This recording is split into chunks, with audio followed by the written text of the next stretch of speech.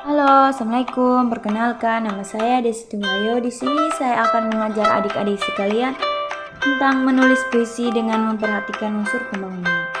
Yang pertama, kita bahas mengenai pengertian puisi terlebih dahulu.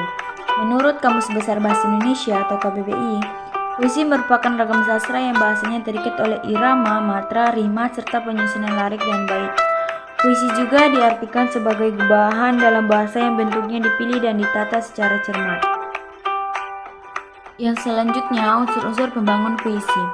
Yuk kita belajar mengenai unsur-unsur pembangun puisi yang terdiri atas unsur intrinsik dan unsur ekstrinsik. Simak penjelasan berikut ini ya.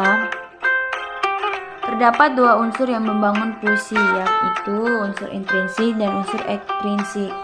Kedua unsur inilah yang membangun puisi dari dalam dan dari luar sehingga membuat puisi tersebut menjadi indah. Pernahkah kamu melihat orang sedang membaca puisi? Puisi yang dibacakan terdengar sangat indah, bukan? Kira-kira bagaimana ya caranya agar puisi dapat tercipta dengan indah? Salah satu caranya adalah dengan memperhatikan unsur-unsur pembangunan. Yuk kita bahas satu persatu. Yang pertama, kita bahas mengenai unsur intrinsik atau unsur yang membangun puisi dari dalam. Terdapat dua macam unsur intrinsik, yaitu yang pertama unsur batin dan yang kedua unsur fisik. Kita bahas unsur batin terlebih dahulu ya. Unsur batin. Unsur batin puisi terdiri atas 4 unsur yakni tema, rasa, nada, dan amanat. Yang pertama, tema. Tema adalah gagasan pokok yang diungkapkan dalam sebuah puisi. Tema menjadi penentu penyair untuk menentukan diksi dalam puisi.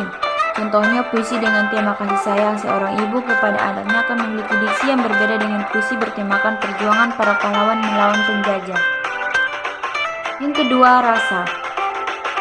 Rasa atau ekspresi penyair kepada sesuatu yang dituangkan ke dalam puisi. Pengungkapan tema dan rasa erat kaitannya dengan latar belakang sosial, psikologis penyair, misalnya latar belakang pendidikan agama, jenis kelamin, dan sosial. Yang ketiga, nada. Nada adalah sikap seorang penyair dalam puisi sehingga efeknya terasa oleh pembaca. Nada adalah cara penyair menyampaikan puisinya sesuai dengan pilihan kata-katanya. Misalnya, puisi bernada protes, sinis, marah, serius, bahagia, haru, sedih, semangat, hingga bersenda gurau, memiliki nada yang berbeda-beda. Yang keempat, amanat. Amanat adalah pesan yang ingin disampaikan penyair kepada pembaca. Melalui puisi yang dibaca, pembaca dapat memperoleh amanat secara tersurat maupun tersirat. Selanjutnya, unsur fisik. Unsur fisik puisi terdiri atas 5 unsur, yakni diksi, rima, tipografi, imaji, kata konkret, dan gaya bahasa. Yang pertama, diksi. Diksi adalah pilihan kata pada puisi. Fungsi diksi dalam puisi ada 2, yaitu fungsi estetis dan fungsi ekspresif. Fungsi estetis berarti diksi berguna sebagai unsur yang memperindah puisi. Sedangkan fungsi ekspresif berarti diksi berguna sebagai unsur yang membantu penyair mengungkapkan ekspresi yang dimiliki. Yang kedua, rima. Rima adalah kesamaan nada atau bunyi. Rima tidak hanya bisa dijumpai pada akhir setiap lirik ataupun baris puisi saja, tetapi juga bisa berada di antara setiap kata dalam baris. Yang ketiga, tipografi. Tipografi adalah wujud estetik pada bentuk penulisan puisi. Secara umum sering ditemukan puisi dalam bentuk baris, tetapi ada juga puisi yang disusun dalam bentuk fragmen. Bahkan ada juga puisi yang ditulis dengan bentuk yang menyerupai apel, bentuk jejak, ataupun model lainnya. Yang keempat, imaji.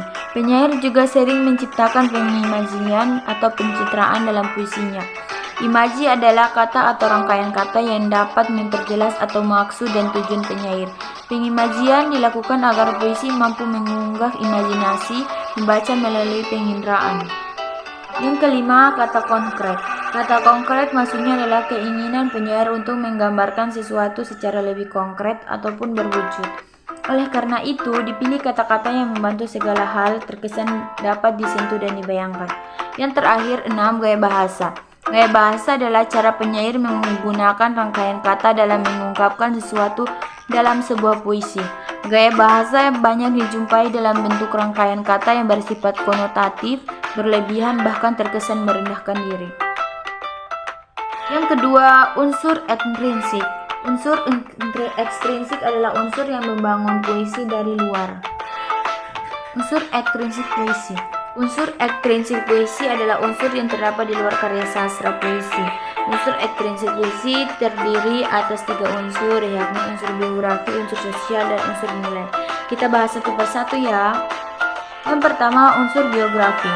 Unsur biografi adalah unsur yang berkaitan dengan latar belakang penyair. Latar belakang cukup berpengaruh dalam pembuatan puisi. Misalnya, penyair yang berasal dari keluarga kurang mampu ketika membuat puisi yang isinya mengisahkan tentang kesulitan hidup, mempresentasikan kisah tersebut karena dapat lebih memiliki diksi yang mempresentasikan kisah tersebut karena penyair tersebut pernah mengalami secara langsung. Begitu pula puisi dengan tema lainnya. Yang kedua, unsur sosial.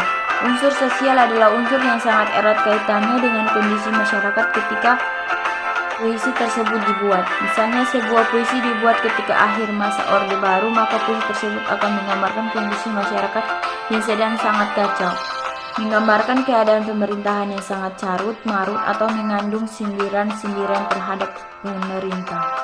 Yang ketiga, unsur nilai. Unsur nilai adalah unsur yang berkaitan dengan pendidikan, seni, ekonomi, politik, sosial, budaya, adat istiadat, hukum, dan sebagainya.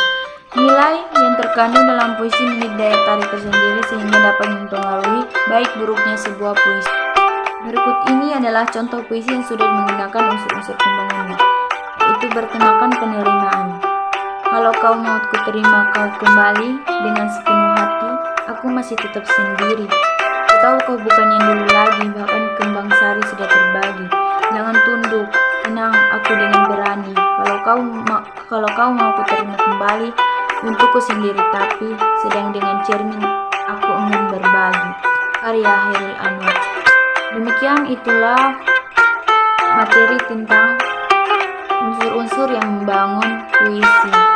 Demikian itulah yang bisa saya sampaikan. Kurang dan lebihnya saya mohon maaf. Bila kita tidak hidayah. Assalamualaikum warahmatullahi wabarakatuh.